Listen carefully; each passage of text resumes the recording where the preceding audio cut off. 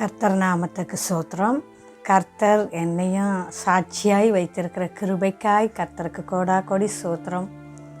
கர்த்தருடைய நாமத்தை ஆண்டவரே எனக்கு உயர்த்த கொடுத்த இந்த கிருபைக்காய் நன்றி செலுத்துகிறேன். யார் என்னை கைவிட்டாலும் இயேசு கைவிட மாட்டார். யார் உன்னை கைவிட்டாலும் இயேசு கைவிட மாட்டார். கைவிட மாட்டார், கைவிடவே மாட்டார். யார் உன்னை கைவிட்டாலும் இயேசு கைவிட மாட்டார். யார் உன்னை கைவிட்டாலும் இயேசு கைவிட மாட்டார். ஆமென். இயேசப்பா, என்னை என் தேவன் கைவிடாமல் வழி நடத்தி சிறு வயதிலிருந்து என்னை நடத்தி வந்த தேவனுக்கு கொடான கொடி ஸ்தோத்திரம். என் பேர் மாரியம்மாள், எங்கள் அப்பா பேர் கோவிந்தாசாரி, அம்மா பேர் ரத்தனம்மாள். நான் திருச்சி மாவட்டத்தில் பிறந்த பொண்ணு. நான் அக்கா எனக்கு கூட பிறந்தவங்க தனலட்சுமின்னு பேர், அண்ணன் ஒரு அண்ணன் சுப்பிரமணியன்னு. நான் மூணாவது பொண்ணு. நான் மூணாவது பொண்ணு பிறந்தோடனே எங்கள் அப்பாவுக்கு ரொம்ப வருத்தமாக இருந்துச்சு. இது பையனாக இருக்கணும் அப்படின்னு ஆசைப்பட்டார். ஆனால் இதுவும் பொண்ணா அப்படின்ட்டு அவருக்கு ரொம்ப பிரியமில்லை. நீ ஏன் வளர்த்துரு அப்படின்ட்டு கொண்டு வந்துட்டார் விட்டுட்டு. அப்படியே அம்மா தான் என்னை ரொம்ப கஷ்டப்பட்டு, இது என் பொண்ணு, நம்ம பெற்ற குழந்தை, அதெல்லாம் ஒன்றும் பண்ண முடியாது அப்படின்னு ரொம்ப கஷ்டப்பட்டு, அப்பா எதுவுமே வாங்கி கொடுக்க மாட்டாங்களாம், ரொம்ப வருத்தத்தோடு. ஆனால் அம்மா இட்லி வியாபாரம் பண்ணி என்னை அந்த இடத்துல அவங்க தான் என்னை வளர்த்தாங்க. ஆனாலும் ஆண்டவர் கிருபையில் அன்னையிலேருந்தே என்னை ஆண்டவர் தான் வளர்த்துட்ருக்காருன்னு எனக்கு ஒரு இப்போ நம்பிக்கைப்படுறேன். ஆண்டவர் கிருபையில் அக்காவுக்கு கல்யாணம் ஆச்சு. அண்ணன் காது செவிடு, காது கேட்காது. அதனால் அண்ணனுக்கிட்ட நான் ரொம்ப பேச மாட்டேன். அக்கா தான் அடிக்கடி வந்து பார்த்துக்குவாங்க. என்னுடைய 4 வயசு 5 வயசு இருக்கும், அப்பா இறந்துட்டார். அப்பா இறந்ததுனால நான் அப்படியே அம்மா கூடவே இருந்து அம்மா கூட உதவியாக இருப்பேன். அப்போல்லாம் ரொம்ப கஷ்டம். மணி என்னன்னு கூட தெரியாது. 3 மணிக்கு எழுந்திரிப்பேன், 2 மணிக்கு எழுந்திரிச்சு இட்லி வியாபாரத்துக்கு அம்மாவுக்கு உதவி செய்வேன். ரொம்ப கஷ்டப்பட்டு வளர்ந்தோம். ஆனாலும் ஆண்டவர் கிருபையில் என்னையும் ஆண்டவர் தெரிஞ்சு ரொம்ப சீக்கிரத்தில் கல்யாணம் ஏற்பாடு பண்ணினாங்க. 16 வயசு 16 வயசு ஏஜ் அட்டன் பண்ணேன். ஒரு 10 மாதத்துலேயே கல்யாணம் கூடி வந்துருச்சு. பெரியம்மா சென்னையில் இருக்காங்க. பெரியம்மா பொண்ணுங்க 2 பேர் இங்கே இருந்தாங்க. அவங்க அப்பா இல்லை, நம்ம இந்த பொண்ணை சீக்கிரமே கல்யாணம் பண்ணி கொடுத்துடலாம் அப்படின்னு சென்னை பட்டணத்துக்கு கூட்டிகிட்டு வந்துட்டாங்க. அங்கே கூட்டிகிட்டு வந்து அவங்க வீட்டில் எனக்கு 1 மாதம் இருந்து சமையல்லாம் கற்றுக் கொடுத்து என்னை அவங்க அவங்களுடைய தாய் மாமன் பொண்ணுக்கு என்னை கொடுத்தாங்க, பையனுக்கு. அந்த பையனுக்கு அவர் 5 பேர் அவங்க வீட்டில். அவர் 5வது பையன். 5வது பையன்னா அவங்களுக்கு முன்னாடி அவங்க மொத்தம் 9 பேர், 4 பேர் இறந்துட்டாங்க. அவர் மூத்தவர், இவர் 2வது. இவர் கணக்குக்கு 5வது பையன். அதுக்கப்புறம் இவருக்கு அப்புறம் 3 பேர் இருக்கிறாங்க. ஆண்டவர் கிருபையில் 5வது பையன் நல்லா திருமணம் நடந்துச்சு. வடபழனி கோயிலில் தான் இங்கே கூப்பிட்டு எனக்கு திருமணம் நடத்தினாங்க. இந்துவாக தான் இருந்தோம். அப்போ இந்து முறைப்படி வடபழனியில் எப்படி முறைப்படி கல்யாணம் பண்ணணுமோ அந்த மாதிரி மடிசார் கட்டி எங்கள் ஆச்சாரப்படி எங்களுக்கு திருமணம் நடந்து கணவர் வீட்டுக்கு ரொம்ப அந்த வரையில் நாங்கள் என்னதான் கஷ்டப்பட்டாலும் திருச்சியில் இருக்கையில் அப்பா சொந்த வீடு நல்ல மாடி 2 வீடு கடை வாடகை வர்ற மாதிரி இருந்தோம். இங்கே பார்க்கையில் அப்போ தான் இறங்குறோம். அப்படியே குடிசை வீட்டில் இறங்கும்னே எங்கள் அக்கா எங்கள் அண்ணன் எல்லாம் ரொம்ப வருத்தப்பட்டு அழுதாங்க. ஐயோ, தங்கச்சி சின்ன குழந்தையிலே கட்டி கொடுக்குறோமே, இப்படி இருக்காளே, இப்படி நம்ம மாப்பிள்ளை பார்த்துட்டோமே அப்படின்ட்டு மன வருத்தப்பட்டாங்க. அப்போ அந்த குடிசையில் லைட்டெல்லாம் கிடையாது, அந்த ஏரியாவிலே கரண்ட்டு கிடையாது. அப்படி இருக்கையில் என்னை கல்யாணம் பண்ணி கொடுத்து அவங்க இதுதான் தலையெழுத்து பார்த்துக்கோ அப்படின்ட்டு போயிட்டாங்க. அப்போ நான் ஆண்டவர் வரல, இந்துவாக இருந்தோம். நல்ல சாமி கும்பிடுறது பக்தியாக, ஒரு சாமின்னா எந்தெந்த சாமியை எப்படி கும்பிடணும் அப்படின்னு முறைப்படி செய்வேன். அப்படி ஒரு சின்ன வயசுலேருந்தே ஒரு பழக்கம் எங்கள் அக்கா எனக்கு சொல்லி கொடுத்துருக்காங்க. அப்படி நாங்கள் வழிபாடு பண்ணிக்கிட்டு இருக்கையில் வெள்ளிக்கிழமைன்னா கோயிலுக்கு போகிறது, கோயிலுக்கு போய் எலுமிச்சம்பழம் விளக்கு போட்டுட்டு வந்து தான் சாப்பிடுவேன் அப்பயே. அப்போ ஆண்டவர் கிருபையில் எனக்கு ஒரு ஆண் குழந்தை பிறந்துச்சு. நான் வந்து கல்யாணம் பண்ணி வந்த புதுசில் எங்கள் வீட்டுக்காரர் ஷூட்டிங்கில் வேலை பார்த்துக்கிட்டு இருந்தார். எல்லோரும் கார்பெண்டர் வேலை செய்வாங்க எங்கள் குடும்பம்லாம். ஆனால் எங்கள் வீட்டுக்காருக்கு மட்டும் அந்த வேலையெல்லாம் பிடிக்காது அப்படின்னு ஷூட்டிங்கில் வேலை பார்த்துக்கிட்டு இருந்தாங்க. அப்போ நைட்டு 2 மணிக்கு தான் வருவாங்க. அப்போ கல்யாணம் பண்ண புது பொண்ணு இருக்கேன்ட்டு ஒரு சின்ன பிள்ளைய கட்டிகிட்டு வந்திருக்குமேன்னு ஒரு இது இருக்காது. 2 மணிக்கும் 1 மணிக்கும் வருவாங்க. காலையில் விடிஞ்சு 5 மணிக்கெலாம் எழுந்திரிச்சு போயிடுவாங்க. அப்படி நாங்கள் அந்த குடிசை வீட்லேயும் கஷ்டத்தோடு அப்படி வாழ்ந்துக்கிட்டு வந்தோம். ஆனால் நான் தெய்வத்தை நம்பிக்கிட்டு இருப்பேன். 2 மணிக்கு வந்தாலும் டக்குன்னு முழிச்சுக்குவேன். அப்படி இருந்து போய்கிட்டு இருந்துச்சு வாழ்க்கை. அந்த குடிசை வீட்டில் தான் நாங்கள் வாழ்ந்துக்கிட்டு இருந்தோம். எங்களுக்குன்னு ஒரு இடம் கொடுத்துருந்தாங்க எங்கள் மாமியார். சொந்த வீடு தான், ஆனால் இடத்த பிரித்து கொடுத்தாங்க. ஒரு 10க்கு 15 கொடுத்தாங்க. அதில் ஒரு கொட்டாய் போட்டு அதில் நாங்கள் வாசிச்சுக்கிட்டு வந்தோம். அப்படி இருந்துக்கிட்டு இருக்கையில் வர வர ஷூட்டிங்க்கு போக முடியல, நான் போக முடியாது அப்படின்ட்டு அந்த வேலையும் கொஞ்சம் கொஞ்சமாக நிறுத்திட்டு ரொம்ப கஷ்டத்தில் இருந்தோம். அப்போது எங்களுக்குள்ள ஒரு மனப்பாடு, நான் சின்ன பிள்ளை அப்படின்னு என்னை விட்டு கொடுக்க மாட்டார். எந்த கஷ்டமும் என்னை பட விடாமல் என்னை பாதுகாத்தார். அப்போது எங்களுக்குள்ளே ஒரு ஆண் குழந்தை பிறந்துச்சு. அப்போது குழந்தை பிறந்துருச்சு, ரொம்ப கஷ்டமாக இருக்குது, நீங்கள் இப்படியே வீட்டில் இருந்தால் எப்படி ஆகிறது, கார்பெண்டர் வேலைக்காவது நம்ம வேலைக்கு போங்க அப்படின்ட்டு நான் அவங்கள வற்புறுத்தி அப்படி அனுப்பி வைப்பேன். அப்படி போய் ஆனாலும் நான் சாமி பக்தியை விடலை. சாமி கும்பிட்டுக்கிட்டே இருப்பேன். செவ்வாய்க்கிழமை எப்படி கும்பிடணும், வெள்ளிக்கிழமை எப்படி கும்பிடணும், கூழு ஊற்றுறதுன்னா ரொம்ப விசேஷமாக செய்வேன். ஆடி மாதம் கூழு ஊற்றுறது, பெரியபாளையம் போகிறது, அப்புறம் இங்கேருந்து சமயபுரம் கூட்டிகிட்டு போவேன். எங்கள் வீட்டுக்காரர் நானும் எல்லாம் போவோம், நைட்டு தங்குவோம். அங்கேருந்து அப்புறம் அம்மா வீட்டுக்கு போயிட்டு வருவோம். ரொம்ப சாமி பக்தியாக இருப்பேன். அப்படிலாம் இருந்துக்கிட்டு வாழ்ந்துக்கிட்டு வந்துக்கிட்டு இருக்கையில் ரொம்ப நெருக்கத்தில் வாழ்ந்தோம். ரொம்ப கஷ்டத்தில் எங்கள் வீட்டுக்காரர் சொன்னார். அதுக்கப்புறம் கார்பெண்டர் வேலைக்கு நான் சொல்லும்னா கொஞ்சம் கொஞ்சமாக போக ஆரம்பித்தார். அப்போ எங்கே என்ன கையில் மரமாக வருதோ அதை கொண்டு வந்து கொடுப்பாரு. அது வாங்கிக்கிட்டு அதில் தான் நாங்கள் வாழ்ந்துக்கிட்டு இருந்தோம். அப்புறம் 2வது குழந்தை தரிச்சிச்சு. அந்த குழந்தை வயிற்றில் இருக்கையிலேயே ஒரு 7 மாதம் இருக்கும் எனக்கு. அந்த குழந்தை வயிற்றில் இருக்குது, 2வது குழந்தை. ஒரு பொண்ணு எங்கள் தெருவில் எரிஞ்சுக்கிட்டு போனான். அந்த தெருவில் எரிஞ்சுக்கிட்டு அவங்க புருஷன் முண்டாட்டி சண்டை. அந்த பொண்ணு எரிஞ்சுக்கிட்டு போகையில் நான் எங்கள் ஓரத்தி எல்லாம் அப்படி போய் நின்று பார்த்துட்டோம். பார்த்துக்கிட்டு இருந்தால் எரிஞ்சுக்கிட்டு போய் திரும்பி வரையில் அந்த பொண்ணு எங்களை பார்த்துக்கிட்டு போனான். பார்த்துக்கிட்டு போனதை நாங்கள் பார்த்துட்டு எங்கள் மாமியார் நீங்கள் உள்ளே போங்க, ஏன் வெளியே வந்து நின்று அதெல்லாம் பார்க்குறீங்க அப்படின்னு என்னை உள்ளே போக சொன்னாங்க. நாங்கள் உள்ளே வந்துட்டோம். அன்னைக்கு நைட்டு 2 மணிக்கு அந்த பொண்ணோட உயிர் போயிருக்கு ஆஸ்பத்திரியில். அந்த பொண்ணோட உயிர் நைட்டு 2 மணிக்கு போச்சு. 3 மணிக்கு என்னை அந்த வயிற்றில் இருக்கிற குழந்தைய 2 கையையும் வயிற்றுக்குள்ளே கொடுத்து, இது என் குழந்தை கொடு அப்படின்ட்டு அப்படியே பிடுங்குச்சு பிசாசு. ஒரே வலி, என்னால் தாங்க முடியல. நான் ரொம்ப கத்தி துடிச்சிட்டேன். அதுக்கு எங்கள் மாமியார், உங்களெல்லாம் வெளியே பார்க்காதீங்கன்னு சொன்னேன்ல, இந்த மாதிரிலாம் செய்யக்கூடாதுன்னு சொன்னால் கேட்க மாட்டேங்கிறீங்களே, நான் இப்போ எங்கே கூட்டிகிட்டு போவேன் அப்படின்னு இப்படி வழியில் துடிக்கிறாளே, நான் என்ன பண்ணுவேன் அப்படின்ட்டு எங்கள் அம்மாவுக்கு உடனே அவங்க தந்தி மாதிரி, அப்போல்லாம் தந்தி தான், ஃபோன் கிடையாது, தந்தி போட்டு வர சொல்லிட்டாங்க. அவங்க ஆஸ்பத்திரியில் கொண்டு போய் சேர்த்துட்டாங்க. ஆஸ்பத்திரியில் கொண்டு போய் எக்மோர் ஆஸ்பத்திரியில் கொண்டு போய் சேர்த்துட்டாங்க. அந்தளவுக்கு வலி, குழந்தை பிறக்கிற மாதிரி வலி, என்னால் தாங்க முடியல. அப்படி இருந்தவனை 3 நாள் 4 நாள் வச்சுருந்து பார்த்தாங்க. இல்லையே, இந்த பொண்ணுக்கு குழந்தை பிறக்கிற நேரமே கிடையாது அப்படின்னு ஒரு ஊசியை போட்டு அனுப்பிச்சி விட்டாங்க. வீட்டுக்கு வந்துட்டோம். வீட்டுக்கு வந்தோன்னா மறுபடியும் திருப்பி அதே மாதிரி ஒரு உருவம் நின்றுக்கிட்டு, இது என் பிள்ளை கொடு, என் பிள்ளை கொடு அப்படின்னு. அப்போல்லாம் நாங்கள் இந்துங்கிறதுனால சரி இது வேறு ஏதோ பண்ணுது அப்படின்னு எங்கள் மாமியார் எங்கள் வீட்டுக்காரரும் ஒரு மந்திரவாதிக்கிட்ட கூட்டிகிட்டு போனாங்க.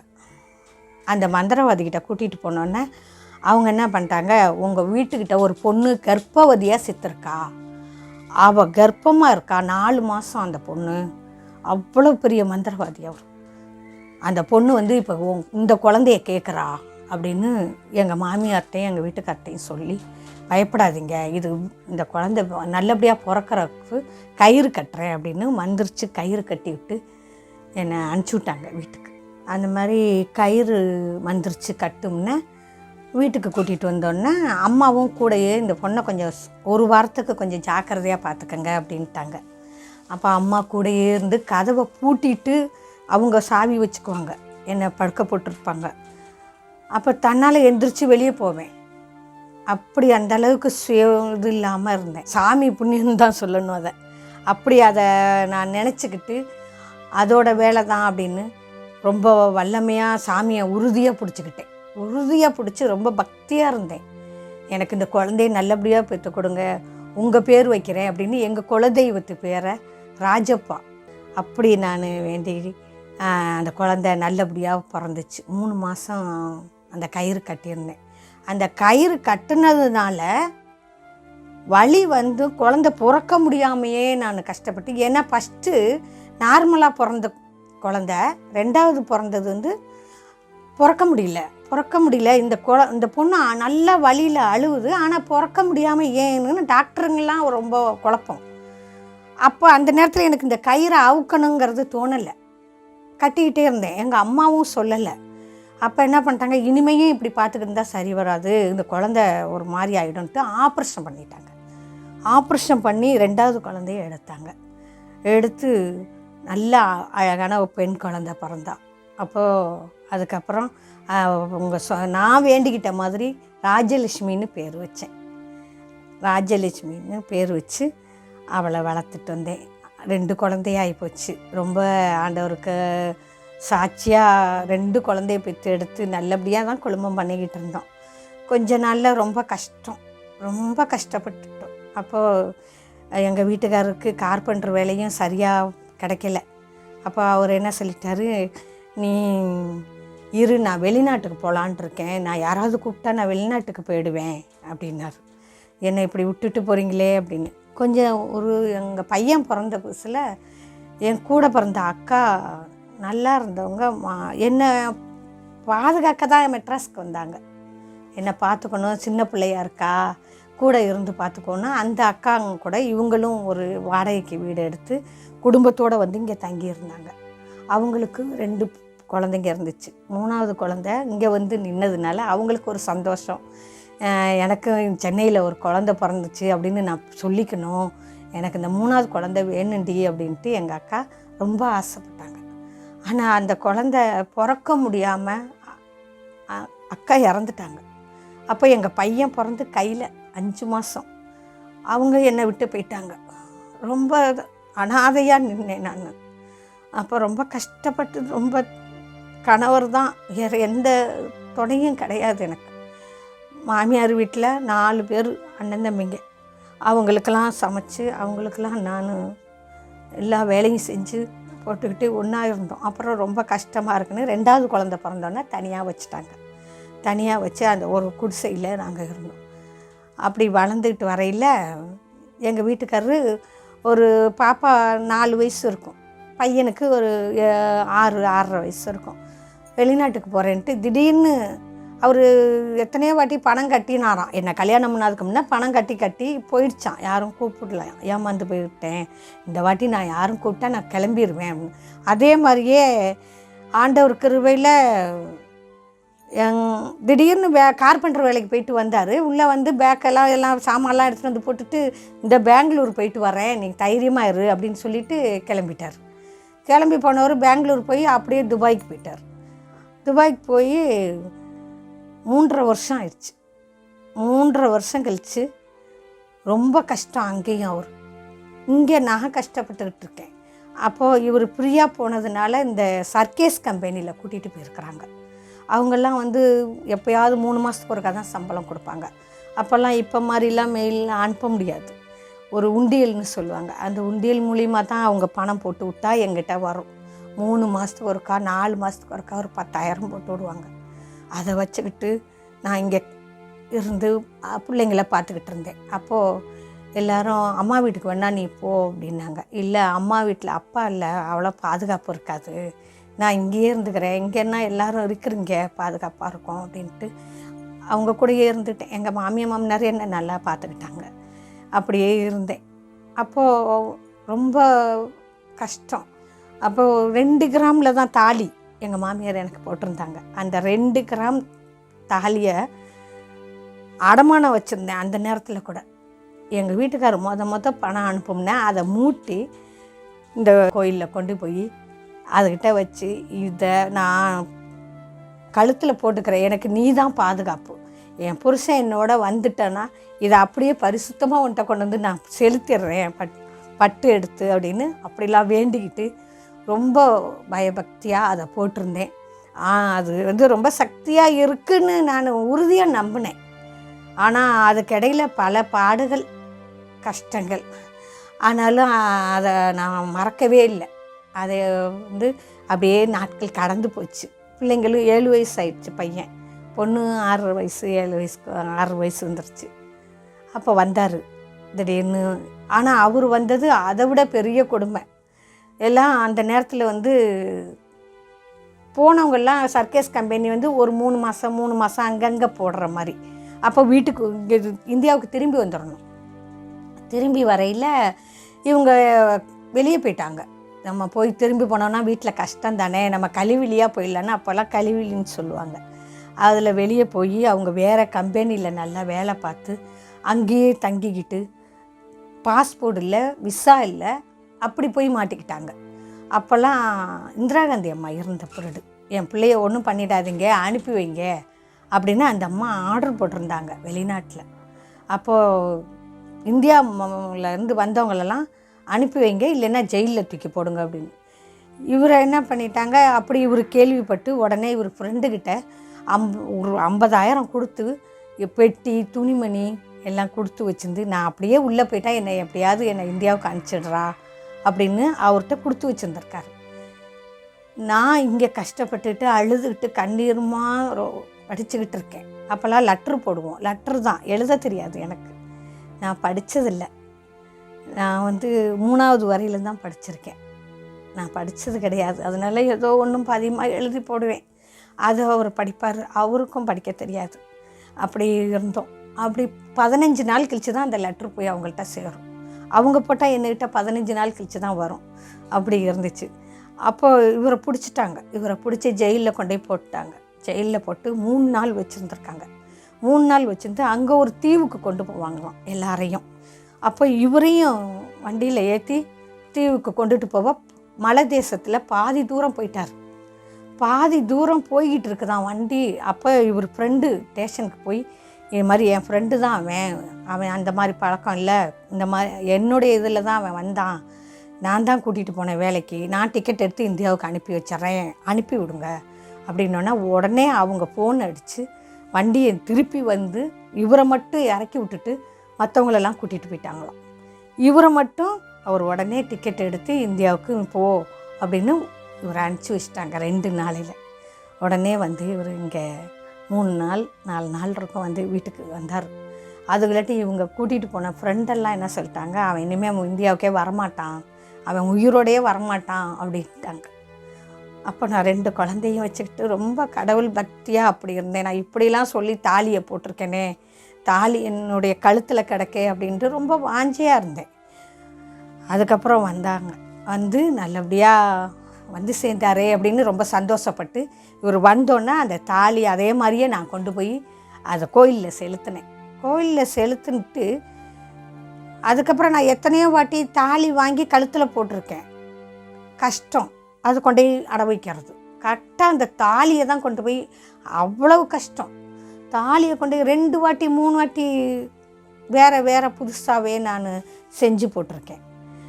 ரொம்ப கஷ்டம். அப்படிலாம் வாழ்ந்துக்கிட்டு வந்தோம். ஆனாலும் ஆண்டவர் ஜீவனோட வந்தார்.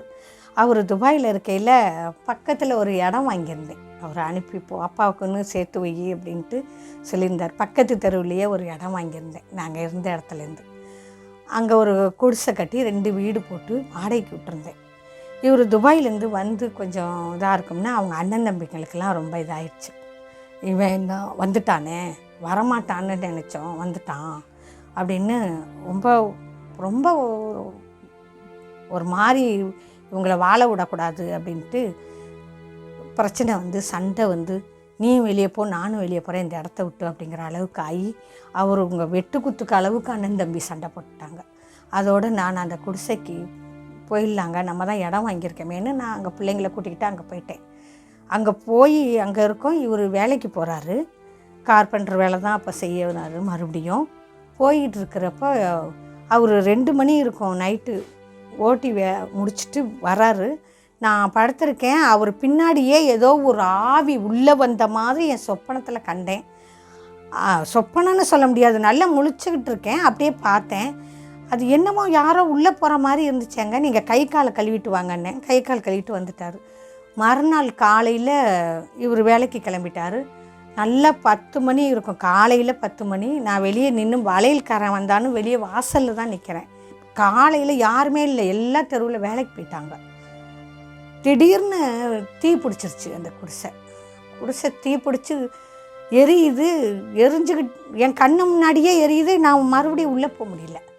உள்ளே போக முடியாமல் அப்படியே நின்றுட்டேன். அப்படியே நிற்கிறேன். நான் ஐயோ, அவர் வாங்கிட்டு வந்த துபாயிலேருந்து வாங்கிட்டு வந்த பெட்டி, டேப் ரெக்கார்டு, அந்த எல்லா பொருளும் அப்படி அப்படியே இருக்குது. அதை பார்த்துட்டு எடுக்கலான்னு இப்படி உள்ளே போகிறேன். உள்ளே போகையில் யாருமே இல்லாத இடத்துல என்னை ஒரு யாருன்னே தெரியாது, என்னை ஒரு கை வந்து இந்த இதுலேருந்து இங்கே வரையிலும் ஒரு கை அப்படியே பிடிச்சி இப்படி இழுத்துச்சு. இழுத்து ஒரு இப்படி திரும்பி பார்க்குறதுக்குள்ளே அந்த குடிசை அப்படியே உட்காந்துருச்சு.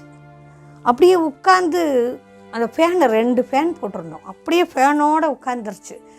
என்ன பண்ணிட்டேன், டக்குன்னு கரண்ட்டை ஆஃப் பண்ணிவிட்டு அந்த தெருவே ஆச்சரியப்படுற அளவுக்கு அதுக்கு 10 நிமிஷத்தில் எல்லாமே பஸ்பமாயிடுச்சு. ரொம்ப வேதனைப்பட்டு கண்ணீரோடு அழுதேன். அவ்வளோ கஷ்டப்பட்டு நாங்கள் 4 வருஷம் பிரிஞ்சிருந்தோமே, இவ்வளோ கஷ்டத்துக்காக நாங்கள் இப்படி ஆயிடுச்சே, இது என்ன, நான் கும்பிட்டது சாமி தானா அப்படிங்கிற வேதனையாக நான் அன்னைக்கு மனம் வெறுத்து போய் அழுதுகிட்டு அந்த இடத்த விட்டு நகராமல் அழுதுகிட்டே இருந்தேன். அப்புறம் அந்த தெருவில் உள்ளவங்கள்லாம் வந்து ஐயோ உனக்காப்பா இப்படி நடந்துச்சு, நீ அப்படி சாமி பக்தி உள்ளவளாச்சே, நீ ரொம்ப பக்தியால இருப்ப, விளக்கு எதுவும் ஏற்றி வச்சுருந்தீங்களா, எப்படி இப்போ தீ பிடிச்சிச்சு, எப்படி தீ பிடிச்சிச்சின்னு தெரியலக்கா. அவர் விளக்கேற்றி வைப்பார், ஆனால் அது அவ்வளோக்கெல்லாம் போகாது.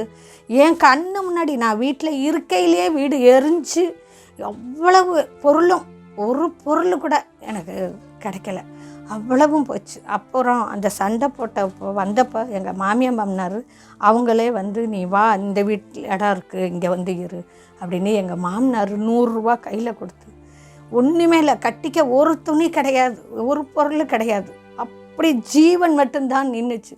ஆனால் இன்றைக்கி நான் ஆண்டவருக்குள்ளே வந்து அதை யோசிக்கிறேன், நெருப்புலையும் நீ வேகாது இருப்பாய்ங்கிற சத்தியத்தை நான் இப்போ தான் அதை ஏற்றுக்கிட்டு, ஆண்டவரே நான் நெருப்புக்குள்ளே போய் அந்த உள்ளே போகிறேன், அதை எடுக்கலான்ட்டு போயிருந்தேன்னா அப்படியே என்ன ஆயிருப்பேன்னே தெரியாது. ஆனால் இன்றைக்கி ஆண்டவர் என்னை இந்த அளவோட ஜீவனோடு வச்சுருக்காருன்னா அதுவே எனக்கு பெரிய சாட்சி.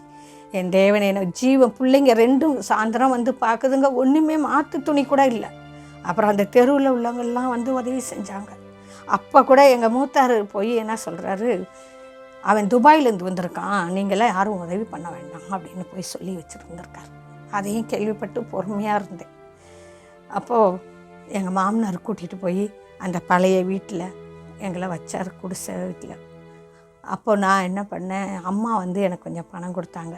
அதுக்கப்புறம் ஓடு போட்டு ஓட்டு வீடாக கட்டி வாழ்ந்துக்கிட்டு இருந்தோம். நான் ரொம்ப அப்பையிலேருந்து தான் சாமின்னு ஒன்று இருக்கா, இருந்தால் இப்படி நடக்குமா அப்படின்ட்டு கொஞ்சம் காலம் அப்படியே மனம் வெறுத்து போய் இருந்தேன். ஆனாலும் அப்புறமும் விடலை. ஆனால் ஆண்டவர் என்னை நிர்மலமாக கட்டின துணி ஜீவன் ஒண்டின்னு தான் இருக்குது. 4 பேரும் இந்த வீட்டுக்குள்ளே நுழைஞ்சோம். வந்து நுழைஞ்சோன்னே இதை வந்து எப்படி சொல்கிறதுனா, இதை ஆண்டவர் தான் செஞ்சார்னு சொல்லணும். ஒரு ஆர்டர் எங்கள் வீட்டுக்காருக்கு ஒரு சொந்த வேலை வந்துச்சு. அதுக்கப்புறம் நான் என்னென்ன இழந்தனோ அந்த வீட்டுக்குள்ளே ஒவ்வொரு பொருளாக வர ஆரம்பிச்சிச்சு. ஒவ்வொரு பொருளாக வரவும் இவன் என்ன மறுபடியும் நல்லா வரானே அப்படின்ட்டு அது என்ன பண்ணாங்களோ எனக்கு தெரியாது. எங்கள் வீட்டுக்காருக்கு பயங்கரமாக என்னமோ பிடிச்ச மாதிரி எங்களுக்குள்ளே 2 பேத்துக்குள்ளேயே பிரச்சனை வர ஆரம்பிச்சிச்சு. பிரச்சனை வர வர வர என்ன ஆயிடுச்சு, உன்னை பார்த்தாலே எனக்கு வெட்டி அந்த ரத்தத்தை பார்க்கணும் போல் தோணுது அப்படின்னு எங்கள் வீட்டுக்காரு அவர் வாயாலேயே சொல்கிறார். அப்படி பண்ணி வச்சுருக்குறாங்க. நான் போய் அப்போது நான் அவரை கூட்டிகிட்டு அங்கங்கே கோயில் குளம் மந்திரம் குறி சொல்கிறவங்க இவங்கள்ட்டெல்லாம் கூட்டிகிட்டு போவேன். என்ன இப்படி நடக்குதே, இப்படி நல்லா தானே இருந்தோம், கஷ்டப்பட்டோம், இயற்கையான கஷ்டம்னு நினச்சா இது இயற்கையான கஷ்டமாக தெரியலையே அப்படின்னு கூட்டிகிட்டு போனால், ஆமாம் உனக்கு பண்ணியிருக்கிறாங்க, நீ இதை எடுக்கணுன்னா 5000 வேணும் அப்படின்னாங்க. அப்போது நான் இவரை விட்டுட்டு ஒரு அக்கா ஒருத்தவங்க, அது வேலூர் காஞ்சிபுரம் தாண்டி அங்கே ஒரு ஆவி அழைச்சி பேசுகிற சாமியாம் அவர்கிட்ட என்னை ஒரு சகோதரி கூட்டிகிட்டு போனாங்க. நீ மட்டும் வா, தம்பி வேண்டாம் நீ வா அப்படின்னு அவங்க கூட்டிகிட்டு போனாங்க. ஏன்னா அவங்க பார்க்குறதுக்கு கூட்டிகிட்டு போனாங்க. அவங்க தங்கச்சி இறந்துருச்சு, அது ஆவியாக அலையுது, அந்த ஆவி அழைச்சி கேட்கணுன்ட்டு அவங்க கூட்டிகிட்டு போனாங்க. அவங்க கூட போனேன். அவங்க கூட போயில அவங்க தம்பியெல்லாம் வந்திருந்தாங்க, உட்காந்துருக்காங்க. அவங்களுக்கு சொல்கிறாங்க, இந்த மாதிரி இறந்தேன், இப்படி வந்தேன், இப்படி போனேன் இப்படின்னு. நான் கிட்ட போகிறேன், எல்லாம் லைனாக அப்படி போகிறாங்க உட்காந்து. அப்போ நானும் போய் உட்கார்றேன். உன்னை யாரும்மா இங்கே வர சொன்னா? என்ன சாமி, நானும் கேட்க தான் வந்தேன் அப்படின்னு உட்காந்துருக்கேன். அப்போ இல்லை நான் ஒன்றும் தரமாட்டேன், எங்களை காட்டிலும் ஒன்றுகிட்ட இருக்கிறவர் பெரியவர், எந்திரிச்சு போ, எந்திரி போனார். நான் சொன்னேன், ஐயோ நாமளே கஷ்டத்தில் வந்திருக்குறோம், இவர் உங்கள்கிட்ட இருக்கிறவர் பெரியவர்னு சொல்கிறாரே, ஒன்றுகிட்ட இருக்கிறவர் பெரியவர், நீ எந்திரி அப்படின்னாரு. இல்லை வந்ததுக்கு ஒரு ஏதாவது எலுமிச்சம்பளமாவது கொடுங்கய்யா. எலுமிச்சம்பளம் கொடுக்கவா அப்படின்னு அப்புறம் யோசிச்சுட்டு, இந்தா ஆனால் இது உன் புருஷனுக்கு இந்த எலுமிச்சம்பளம், உன்கிட்ட இல்லை, உன்கிட்ட பெரியவர் உட்கார்ந்துருக்காரு, நான் பார்க்குறேன், நீ எந்திரி முதல்ல, இங்கே உட்காந்துருக்காத, நீ இந்த இடத்த விட்டு போ அப்படின்னு என்கிட்ட அந்த எலுமிச்சம்பளத்தை கொடுத்து, உன் கணவருடைய வாயில் சனி உட்காந்துருக்கு, ஆனால் அதையும் நீ சமாளித்து வாழுவ, எழுந்திரிச்சு போ அப்படின்ட்டு என்னை அனுப்பி விட்டுட்டாங்க. அவங்கள்ட்ட சொல்கிறேன், என்னக்கா இப்படி சொல்லிட்டாரு, ஒன்றுமே இல்லைன்னு என்னை ஒன்றுமே சொல்லி எனக்கு எதுவுமே செய்யலையேக்கா. தெரியலப்பா, அவர் எங்களுக்கெல்லாம் நல்லா தான் சொன்னார் அப்படின்னு கூட்டிகிட்டு வந்துட்டாங்க. கூட்டிகிட்டு வந்தோடனே அன்னைக்கெல்லாம் எனக்கு தெரியாது என்னோட இருக்கிறவர் பெரியவர்னு எனக்கு தெரியாது. ஆனாலும் அதுக்கப்புறமும் விக்கிரகத்தை விடாமல் எப்படிலாம் சாமி கும்பிடணுமோ, என் வீட்டில் நான் கல்யாணம் பண்ணி வரையில் ஒரு புங்க மரம் வளர்த்தேன். அந்த வளர்த்து அங்கே ஒரு 5 கல் வச்சு அதுக்கு மஞ்சள் குங்குமம் வச்சு ரொம்ப நேர்த்தியாக அதுக்கு கூழ் ஊற்றி அந்த சாமியை அப்படி ஒரு காவல் தெய்வம் மாதிரி நான் கும்பிடுவேன். அதை கும்பிட்டா அது 25 வருஷம் ஆயிடுச்சு. 25 வருஷம் வளர்த்துட்டோம். அப்படியே வளர்ந்து எங்கள் காலமும் அதுக்குள்ளேயே தான் போச்சு. மந்திரம் மாயம் பார்க்குறது, சண்டை பிரச்சனை கவலை கண்ணீர், எவ்வளவோ பிரச்சனை. பிள்ளைங்களை படிக்க விடாமல் பண்ணுவார், குடிக்க கூட மாட்டார், குடிகாரனோட பயங்கரமாக பேசுவார். சொல்லுவாங்கள்ல, குடித்தவன் கூட வாழ்ந்துடலாம், குடிக்காமல் இருக்கிறவன் கூட வாழ முடியாதுன்னு, அந்த மாதிரி பேசுவார். ஆனாலும் அவரை விட்டு நான் போகலை, அவர் கூடவே இருந்தேன். அப்படியே ஒரு 20 வருஷம் தாண்டிச்சு. பிள்ளை படிப்பெல்லாம் 10வது வரலும் படிச்சுட்டு பிள்ளை கஷ்டத்தில் வேலைக்கு போயிட்டான். பாப்பாவும் அப்படியே படிச்சுக்கிட்டு இருந்தா. அவளும் படிக்க வைக்க முடியாமல் அவளும் ஒரு 10வதோட நிறுத்திட்டான். அதுக்கப்புறம் நாங்கள் அப்படியே போயிட்டு இருந்துச்சு. அந்த சாமியை கும்பிட்டுக்கிட்டே இருக்கேன். நான் கடன் வாங்கி அந்த கூழ் ஊற்றுறதுக்கு எங்கள் சொந்த பந்தங்களெல்லாம் வர சொல்லுவேன். எங்கள் பெரியம்மா பொண்ணு, பெரியம்மா பிள்ளைங்க, அக்கம் பக்கம் எல்லாம். ஐயோ மாரியாயி மாதிரி, என் பேர் மாரியம்மா, நான் மாரியாயி மாதிரி யாருமே செய்ய மாட்டாங்கங்கிற அளவுக்கு அந்த தெருவில் அப்படி ஒரு விசேஷமாக செய்வேன். நல்ல பக்தியாக செய்வேன், பயபக்தியோடு அந்த கூழ் ஊற்றுவேன். அவ்வளோ ருசியாக இருக்குன்னு அது ஒரு அப்படி ஒரு மகிமையாக சாப்பிடுவாங்க. எல்லாரையும் கூப்பிட்டு வச்சு கடன் வாங்கி செஞ்சாலும் நேர்த்தியாக செய்வேன். அப்படிலாம் பண்ணி அந்த நேரத்தில் ரொம்ப கஷ்டத்தில் வாழ்ந்துக்கிட்டு இருந்தேன். அப்படி வாழ்ந்துக்கிட்டு இருக்கையில் எங்கள் பொண்ணு வயசுக்கு வந்தால், அவளுக்கும் இந்த மாதிரி கூழ் ஊற்றுறப்ப தான் சொந்தத்தை வர சொல்கிறப்ப அந்த மாப்பிள்ளை பையன் வந்தான், சின்னம்மா பையன் எனக்கு. அந்த பையனுக்கு இந்த பொண்ணை பிடிச்சிருக்குதுன்னு பாப்பாவுக்கு 17-18 வயசு கல்யாணம் பண்ணி கொடுத்தோம். ஈரோடு நாங்கள் கல்யாணம் பண்ணி கொடுத்தது. அங்கே கல்யாணம் பண்ணி கொடுத்து அந்த பொண்ணு மாசமாகி இங்கே வந்துருந்துச்சு. அப்போல்லாம் இந்துக்குள்ளே தான் இருக்கும், இந்துக்குள்ளே தான் சாமி கும்பிட்டுக்கிட்டு எல்லா பிரச்சனையிலையும் இந்த பிரச்சனையில் தான் சீக்கிரமாக கல்யாணம் பண்ணி கொடுக்கலான்னு கொடுத்தோம். ஆனாலும் அது நல்லபடியாக கல்யாணம் முடிஞ்சிச்சு. கடனை வாங்கி தான் கல்யாணம் பண்ணோம். எல்லாம் எவ்வளோக்கு எவ்வளோ கடன் கஷ்டம், கடன். இதுக்குள்ளேருந்து நான் வெளியவே வரல. அப்படி கடன் வாங்கி கஷ்டப்பட்டு புள்ள சம்பாதிக்கிற காசை வச்சு கடனை அடைச்சி அதுக்குள்ளாட்டியும் மாசமாகி இந்த பொண்ணு இங்கே இருந்து எக்மோரில் தான் பார்த்துக்கிட்டு இருந்தோம். அப்போ அந்த பொண்ணை கல்யாணம் பண்ணி கொடுத்து அங்கே அனுப்பிட்டோன்னே எங்களுக்குள்ளே பிரச்சனை வந்துச்சு. அப்போ இவர் என்ன பண்ணிட்டாரு, எங்கள் வீட்டுக்காரரு எப்படியோ வேலைக்கு போகிறது வர்றது, அதான் கல்யாணம் பண்ணி கொடுத்துட்டோமே பொண்ணு அப்படின்ட்டு ரொம்ப இதுவாக சாதாரணமாக இருப்பார். அப்போ ஒரு அண்ணன் என்ன சொன்னார், வேலைக்கு ஹெல்ப்பராக கூட்டிகிட்டு போனவர், அவங்க பேர் கோமதி. அவங்க வீட்டுக்காரரு அந்த அண்ணன் எங்கள் வீட்டுக்கார் கூட வேலை பார்த்தவர். கெல்லிஸில் அருள்ராஜா ஐயா கூட்டம் நடக்குது, நீ அங்கே வானே, உங்களை கூட்டிகிட்டு போகிறேன்னு. என் பொண்டாட்டி திட்டுவாப்பா, அவள் பக்தி உள்ளவா, அவளாம் கிறிஸ்டினுக்கு போனால் திட்டுவா.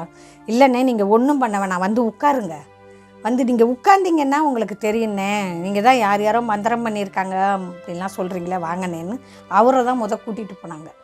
அவரை கூட்டிகிட்டு போய் அங்கே உட்கார வைக்கையில் அவரை அறியாமல் அவருக்குள்ளே அப்படி ஒரு அழுகை வந்திருக்கு.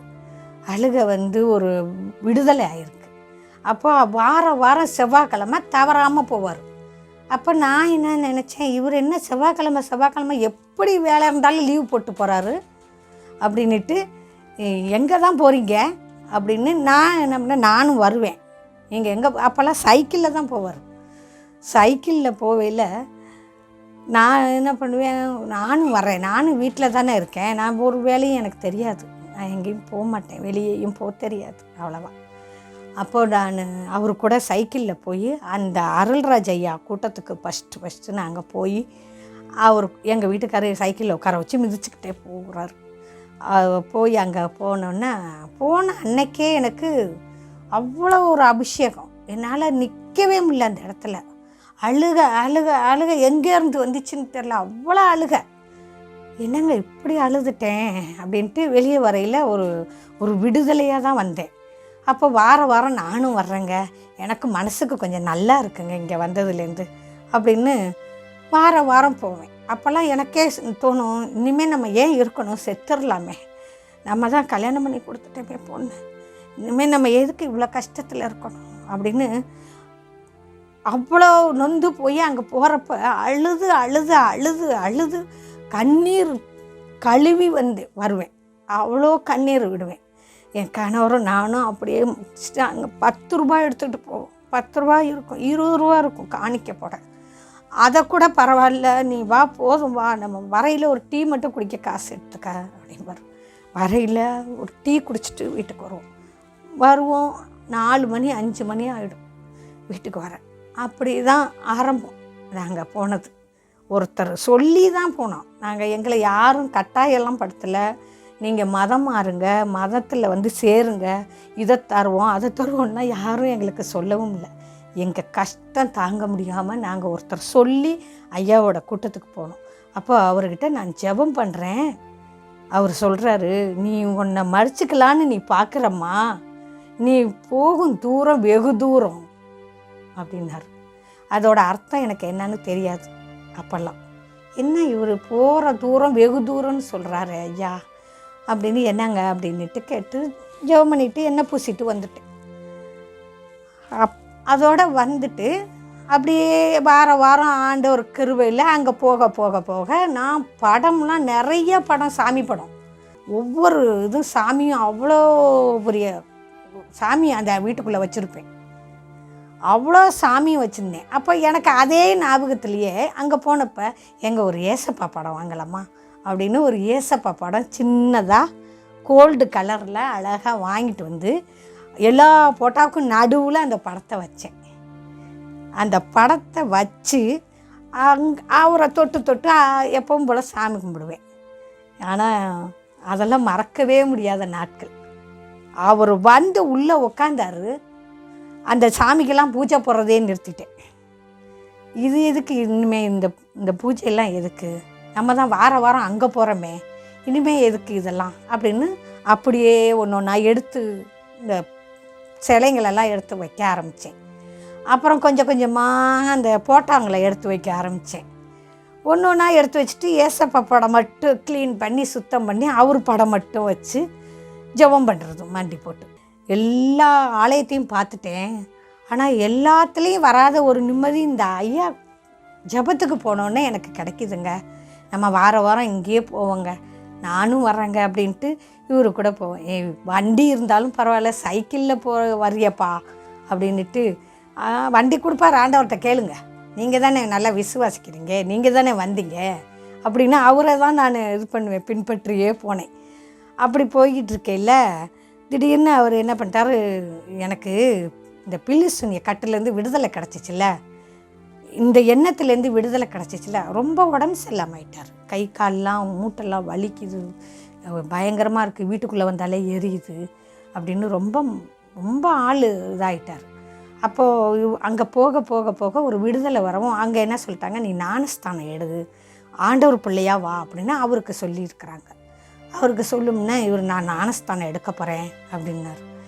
அதுக்கு உடனே நீங்கள் ஞானஸ்தானம் எடுத்துச்சிங்கன்னா அப்போ இந்த சாமியை கும்பிடக்கூடாதே, இதெல்லாம் செய்யக்கூடாதே அப்படின்னு நானும் அவருக்கும் தர்க்கம் வம்பு ரொம்ப போயிட்டு இருந்துச்சு. அப்போ அந்த சாமிகிட்டெல்லாம் போனால் பொட்டு வைக்கக்கூடாதுங்க, மஞ்சள் பூசக்கூடாது, மஞ்சள் பூசி பொட்டு வைக்கலைன்னா உங்கள் அம்மா திட்டுவாங்க அப்படின்னு நான் மாமியாருக்கு பயப்படுவேன். எங்கள் மாமியார் நெத்தியில் பொட்டு இல்லாமல் எப்பயுமே இருக்கக்கூடாது, பொட்டு வச்சுக்கிட்டு வெளியே வா, மூஞ்சி கழுவி பொம்பளை பொட்டு வச்சு சாணி கரைச்சி போடு, சாணி கரைச்சி போட்டு கோலம் போடுறதுக்கு நெத்தியில் பொட்டு இருக்கணும் அப்படின்னு எங்கள் மாமியார் என்ன சொல்லுவாங்க. அப்படிலாம் வாழ்ந்தேன். அப்படிலாம் இருக்கோம். நீங்கள் போய் இப்படி ஆண்டவர் பிள்ளைன்னு போனீங்கன்னா இதெல்லாம் நான் வைக்கக்கூடாதுங்க அப்படின்ட்டு நான் அவர்கிட்ட சண்டை போட்டுக்கிட்டு இருக்கேன். நீ வந்தாவா வராட்டியும் போ, நான் ஞானஸ்தானம் எடுக்க போகிறேன், என் உடம்பு வலி எனக்கு தான் தெரியும், எனக்கு தான் விடுதலை கிடச்சிருக்கு, நான் போகிறேன் அப்படின்னு அவருக்கு எனக்கும் வாக்குவாதம் ஆகி, சரி நீங்கள் என்ன எடுங்க அப்படின்னு, நாங்களாம் எடுக்க மாட்டோம் அப்படின்னு அவருக்கு ஞானஸ்தானம் எடுக்க பேசிக்கிட்டு இருந்தோம். அப்போ எங்கே சபை இருக்குது போகிறது அப்படின்னோடனே அப்புறம் அந்த தம்பி சொன்னிச்சு, இங்கே பக்கத்தில் ஒரு பெந்தகோஸ்தவ இருக்குக்கா, நீங்கள் அங்கே போங்க அப்படின்னு ஒரு அக்காவை அறிமுகப்படுத்தி அவங்க கூட போங்க அப்படின்னாங்க. சரி அப்படின்ட்டு அவங்க கூட போனேன். அங்கே போய் 2-3 வாரமாக போய் சத்தியத்தை கேட்கும்னா எனக்கு ரொம்ப பிடிச்சிருந்துச்சு.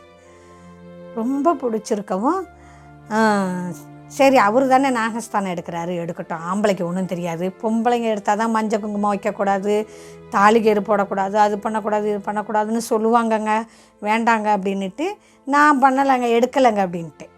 உடனே இவர் என்ன பண்ண, சரி நீ எடுக்க வேண்டாம், நான் எடுத்துக்கிறேன், இன்றைக்கி போவோம் அப்படின்னு எல்லாம் துணிமணிலாம் எடுத்துக்கிறேன். அப்போ அவங்களுக்கெல்லாம் சாப்பாடு போடணுமாங்க, ஞானஸ்தானம் எடுத்தால் 10 பேராவது வருவாங்கல்ல. அந்த இந்து முறைப்படியே தான் என்னுடைய எண்ணம்லாம் போய்கிட்டு இருந்துச்சு. எது வந்தாலும் நல்லா செய்யணும், சாப்பாடு போடணும், வர்றவங்களுக்கு நல்லா செய்யணும் பண்ணணும் அப்படின்னு. அப்போ நான் அப்போயே சாப்பாடு செஞ்சு சாம்பார்லாம் வச்சு பொரியல் வச்சு செஞ்சு சமைச்சிக்கிட்டு இருக்கேன். நான் செஞ்சுக்கிட்டே இருக்கேன். என்னோட ஆண்டவர் பேசுகிறாரு, நீ எடு ஞானஸ்தானம், நீயே எடு, குடும்பத்தோடு வாங்க, குடும்பத்தோட ரட்சிப்பு வர்றது தான் ஆண்டவருக்கு பிரியமான காரியம், நீ எடு அப்படின்னு. என்னங்க நான் எடுக்கணும்னு எனக்கு தோணுதுங்க அப்படின்னு. அதுவும் இஷ்டம், நீ வந்தாவா வராட்டியும் போ அப்படின்னார். இல்லைங்க, நீங்களே போகையில் அப்போ நான் என்ன சாமியை கும்பிட போகிறேன், நான் எதுக்கு கும்பிட போகிறேன் அப்படின்ட்டு. அப்போ சரிங்க நானும் எடுத்துக்கிறேங்க, நானும் துணிமணி எடுத்து வைக்கிறேன் அப்படின்ட்டு டக்குன்னு ஒரு நிமிஷத்தில் எடுத்த முடிவு. நானும் எடுத்துக்கிறேன்ட்டு நான் எங்கள் பையனுக்கும் 17 வயசு 18 வயசு ஆயிடுச்சு. அப்போ அவனும் எப்பா நீ எடுத்துக்கிறியாப்பா ஞானஸ்தானம், நானும் எடுத்துக்கிறேம்மா, அப்புறம் நீங்கள் 2 பேரும் வரையில் நான் என்னம்மா பண்ண போகிறேன், சரின்ட்டு 3 பேரும் நாங்கள் ஞானஸ்தானம் எடுத்துக்கிறோன்ட்டு எல்லாம் எடுத்து வச்சுட்டு கிளம்பிட்டோம். கிளம்பி போய் ஆண்டவருடைய கிருபையில் அந்த ஐயா சந்தோஷப்பட்டார். 3 பேருமே எடுத்துக்கிறீங்களா குடும்பமா, சரின்னு எடுத்துக்கங்கன்னு. ஆனால் அங்கே ஞானஸ்தானம் எடுத்தாலும் பொட்டு வச்சுக்கிட்டே இருப்பேன், பொட்டு வச்சுக்குவேன். எங்கள் மாமியார் திட்டுவாங்க, அக்கம் பக்கம் திட்டுவாங்கன்னு ஞானஸ்தானம் எடுத்தது தெரியாமல் நான் பொட்டு வச்சுக்குவேன். ஜெபத்துக்கெல்லாம் யார் கூப்பிட்டாலும் போவேன். அந்த ஐயா கூப்பிடுவார் அடிக்கடி ஜெபத்துக்குன்னு போவேன். அப்போது 2 பேர் சகோதரிங்க எங்கள் வீட்டுக்கு வந்து சத்தியத்தை இன்னும் அதிகமாக சொல்ல ஆரம்பித்தாங்க. சொல்ல நான் என்ன பண்ணேன், அப்பையும் கேட்டுக்கிட்டே அந்த சாமியையும் அந்த கல் வச்சதையும் கும்பிட்டுக்கிட்டு இருப்போங்க. ரொம்ப கல் வச்சதை கும்பிட்டுக்கிட்டு நான் கொஞ்சம் ஒதுங்கிட்டேன். ஞானஸ்தானம் எடுத்தோன்னே அந்த கல்லை கும்பிடுறதில்ல. 5 கல் வச்சு கும்பிடுவேன். அந்த நைட்டில் 2 மணிக்கு இன்னும் கும்பிடுவாங்க. அதை அவ்வளோ நேர்த்தியாக விடிய முழிச்சுக்கிட்டு இருந்து அந்த சாமியை எப்படி முறையோடு கும்பிடணும்னு உப்பு இல்லாத கொழுக்கட்டை சுட்டு வச்சு அந்த சாமி கும்பிடணும். அதெல்லாம் பக்குவமாக செய்வேன். உரலில் இடித்து, ஆம்பளைங்களுக்கு தெரியாமல் உரலில் இடித்து அந்த சாமி கும்பிடுறது. அப்படிலாம் அந்த புங்க இலையை பறித்து வச்சு அதை கும்பிடுவேன். அந்த சாமி 2 மணிக்கு போய் அந்த இடத்துல நின்று சாம்பிராணி போடுவேன். அவ்வளோ பக்தியாக அந்த சாமியை கும்பிட்டுக்கிட்டு இருந்தேன். அதை ஞானஸ்தானம் எடுத்ததுலேருந்து விட்டுட்டேன். அப்புறம் ஒரு நாள் எப்பவும் போல் சாயந்தரம் துணி துவைச்சிக்கிட்டு இருந்தேன். அந்த பக்கத்துலேயே கேணி, அந்த மரத்துக்கு பக்கத்துலேயே கேணி, அங்கே சாமி இருக்கும். துவைச்சிக்கிட்டே இருக்கேன். என்னை வந்து ஆண்டவர் அந்த கல்லை எடுத்து போடு அப்படின்றார். நான் துணி துவைச்சிக்கிட்டு இருக்கேன், அப்புறமா செய்வோம் அப்படின்ட்டு துணி துவைச்சிக்கிட்டே இருக்கேன். நீ அந்த கல்லை எடுத்து போடேன் அப்படின்னு என் காதில் நல்லா சத்தம் கேட்குது. என்னது, கல்லை எடுத்து போட? ஆமாம், இனிமேல் இதை நான் கும்பிடுறது இல்லையே, இதை எதுக்கு இனிமேல் வச்சுருக்கணும், நம்ம மூத்தார் வந்தால் கூட திட்டுவார் அப்படின்ட்டு எடுத்து எல்லா கல்லையும் ஓட்டு மேலே தூக்கி போட்டுட்டேன். அந்த 5 கல்லையும் எடுத்து கடன்னு எடுத்து ஓட்டு மேலே தூக்கி போட்டுட்டேன். துணி துவைக்கிறத வச்சுட்டு அதை எடுத்து போட்டுட்டு, அந்த மாடை மாதிரி இருக்கும் இப்படி சதுரமாக, அந்த மாடை இருந்தால் கூட சாயந்தரம் வந்து வச்சுருவாங்க அப்படின்ட்டு அதை உள்ளே போய் ஒரு அருவாள் எடுத்துகிட்டு வந்து கடன்னு எல்லாத்தையும் உடச்சி அதை அப்படியே மட்டமாக செவுரா உடச்சி எல்லாத்தையும் எடுத்து அள்ளி கொண்டு போய் ரோட்டில் போட்டுட்டு அப்புறமா வந்து துணி துவைச்சி. அது எப்படி நான் செஞ்சேன்னே தெரியல, செஞ்சு துணி துவைச்சிட்டு நான் ராத்திரி நல்லா குளிச்சுட்டு படுத்திருக்கேன். அந்த மரம் வந்து அப்படியே என் மேலே உழுவுற மாதிரி என்னோட சொப்பனத்தில் வருது. அப்படியே சாஞ்சேன். உன் வீடு ஃபுல்லாக உன் புள்ள புருஷன் எல்லாரும் செத்துருவீங்க, என்னை ஏன் எடுத்த அப்படின்னு. விடியிற நேரத்தில் ஆண்டவர் பேசுகிறார், அந்த மரத்தை வெட்டு அப்படின்னு. ஏசப்பா, என்னங்க மரம் வெட்டணும், இந்த மரத்தை வெட்டிடணுங்க அப்படின்னு. ஏய், கம்முன்னு இருக்க மாட்டியா நீ இப்படிலாம் பண்ணுற அப்படின்னு. இல்லைங்க, இந்த மரம் என்னமோ மாதிரி எனக்கு உறுத்துது, என்னோட பயமுறுத்துது, எனக்கு பயமாக இருக்குது, மரம் சாஞ்சிடுற மாதிரி வந்து நிற்கிதுங்க அப்படின்னு. எப்படியோ செய் அப்படின்ட்டு போயிட்டார். எல்லோரும் ஆம்பளைங்கள்லாம் வேலைக்கு போனதை நேரம் பார்த்து என்ன பண்ணேன், எங்கள் பையனை கூட்டிக்கிட்டு ஒரு மரம் வெட்டுறது எங்கடா யாரும் கிடைப்பாங்களா என்னென்னு பார்க்கையில் அன்னைக்குன்னு ஒரு தென்னை மரம் வெட்ட எதிர் வீட்டுக்கு ஒரு ஆள் வந்தார். அப்போ அந்த ஆள்கிட்ட போய் பேசி, எப்போ இந்த மரத்தை வெட்டணும் அப்படிங்கும்போது, என்னம்மா இவ்வளோ பெரிய மரமாக இருக்குது, நான் ஒரு ஆள் வெட்ட முடியாது, ஆளுங்களை கூட்டிகிட்டு வரணும், இல்லை எங்கள் பையனை கூட வச்சுக்கோங்க, எனக்கு இன்றைக்கே வெட்டணும் அப்படின்னு. என்னம்மா இன்றைக்கே வெட்ட சொல்கிறீங்க? ஆமாம், உங்களுக்கு எவ்வளோ வேணாலும் காசு தரேன், நீங்கள் வெட்டுங்க அப்படின்னு.